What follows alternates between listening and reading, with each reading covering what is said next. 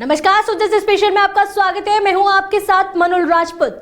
मुख्यमंत्री श्री भजनलाल शर्मा के विजन के अनुरूप जनजाति क्षेत्र के विकास और सशक्तिकरण को राज्य सरकार प्राथमिकता दे रही है। पीएम जनमन योजना, धरती आबा ग्राम उत्थान अभियान और एकलव्य मॉडल विद्यालय जैसी योजनाओं से जनजाति समुदाय को शिक्षित और आत्मनिर्भर बनाने का प्रयास जारी है। इसी कड़ी में झालावाड़ में भगवान बिरसा मुंडा की 150वीं जयंती को जनजाति गौरव दिवस के रूप में मनाया गया। कार्यक्रम में केंद्र और राज्य सरकार की योजनाओं का प्रदर्शन भी किया गया। देखिए हमारी एक खास रिपोर्ट। मुख्यमंत्री श्री भजनलाल शर्मा के विजन के अनुरूप जनजातीय समुदाय के उत्थान और सशक्तिकरण के लिए लगातार प्रयास किए जा रहे हैं। उनका यह विजन शिक्षा, स्वास्थ्य और आर्थिक सशक्तिकरण पर केंद्रित है ताकि समुदाय की समग्र उन्नति सुनिश्चित हो सके। इसी कड़ी में झालावाड़ में भगवान बिरसा मुंडा की 150वीं जयंती पर जिला स्तरीय जनजाति गौरव दिवस समारोह आयोजित किया गया। प्रभारी मंत्री श्री ओटाराम देवासी ने मुख्य अतिथि के रूप में कार्यक्रम में शिरकत की। उन्होंने कहा कि बिरसा मुंडा स्वतंत्रता संग्राम के महानायक थे, जिन्होंने ब्रिटिश उपनिवेशवाद और धर्मांतरण के प्रयासों के खिलाफ जमकर आवाज उठाई। आज झालावाड़ में जनजातीय गौरव दिवस के अवसर पर और बिरसा मुंडा जी, भगवान बिरसा मुंडा जी की जयंती पर मैं आप सबको खूब खूब बधाई देता हूँ और झालावाड़ के सभी नगर निवासियों को बधाई देता हूँ। ये अवसर पर आज पूरे हिंदुस्तान में जो कार्यक्रम आयोजित हो रहे हैं, उनके त्याग, संघर्ष और जिस तरह से ब्रिटिश हुकूमत के खिलाफ उन्होंने जो आवाज़ उठाई थी, मैं समझता हूँ कि एक आदिवासियों के अंदर एकता कायम करके, भाईचारा कायम करके उन्होंने जो इस पहल को आगे बढ़ाया था, उसके लिए मैं उनको बधाई देता हूँ। आज बिरसा मुंडा जी ने जिस तरह से पूरे त्याग, तपस्या, जल, जंगल और ज़मीन, उसके लिए जो काम किया था, उनको भी मैं बधाई देता हूँ। और आने वाले समय में राजस्थान सरकार हो या भारत सरकार, देश के प्रधानमंत्री और हमारे मुख्यमंत्री जी ने जो जनजाति के लिए जो योजना बनाई, उसके लिए मैं बधाई देता हूँ कि आने वाले समय में ये समाज डेवलपमेंट के साथ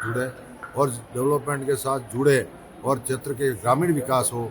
उसके लिए मैं ग्राम पंचायत का मंत्री होने के नाते मैं सभी ग्राम पंचायतों की तरफ से भी इनको आगे बढ़ाने की कोशिश करूँगा।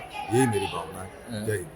केंद्र और प्रदेश सरकार द्वारा भी लगातार जनजातियों का उत्थान के लिए प्रयास किए जाते हैं। मैं समझता हूँ कि भारत सरकार ने भी कई तरह की ऐसी योजनाएं, जो वन जन है और एकलव्य योजना है, कई तरह की योजनाएं जो लागू की।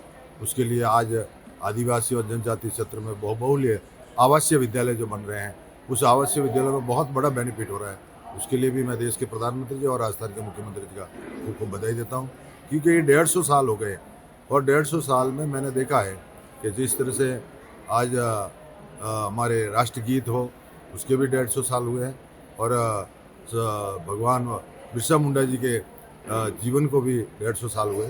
उसके लिए मैं तहे दिल से उनको बधाई देता हूँ कि आने वाले समय में सरकार उनके लिए और जनजाति समाज के लिए, मैं समझता हूँ कि उनमें एकता का जो सूत्र में पिरोना का जो उन्होंने बीड़ा उठाया था, उसमें समाज पूरा एकत्रित होकर के आज एकता के सूत्र में बधाई, इसको मैं बधाई देता हूँ।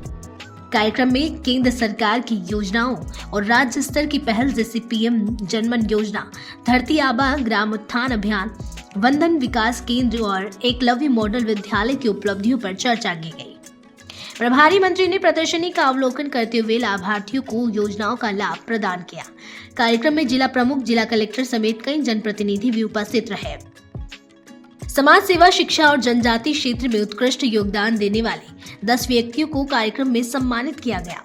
साथ ही कक्षा 10वीं और 12वीं में बेहतर अंक लाने वाले छात्र छात्राओं को भी पुरस्कृत किया गया। मुख्यमंत्री श्री भजनलाल शर्मा का विजन हर क्षेत्र में प्रतिभाओं को सम्मान और प्रोत्साहन देने का है। यह कार्यक्रम उसी विजन का प्रतिबिंब था, जिसमें समाज के हर वर्ग को सशक्त बनाने और उनके अधिकारों की रक्षा करने पर जोर दिया गया। मुख्यमंत्री श्री भजनलाल शर्मा के विजन के अनुसार सरकार का उद्देश्य केवल योजनाओं को जमीनी स्तर पर लागू करना ही नहीं, बल्कि समाज में सकारात्मक परिवर्तन और समावेशी विकास लाना भी है। इस कार्यक्रम ने स्पष्ट कर दिया कि भजनलाल सरकार शिक्षा, सामाजिक प्रोत्साहन और सरकारी योजनाओं के माध्यम से जनजातीय समुदाय को तेजी से सशक्त और आत्मनिर्भर बनाने का काम कर रही है। सुजय स्पेशल में फिलहाल के लिए इतना ही। फिर मिलेंगे किसी नई खबर के साथ। तब तक के लिए देखते रहिए सुजय समाचार। हमारे चैनल को लाइक, सब्सक्राइब और शेयर करना ना भूलें। धन्यवाद।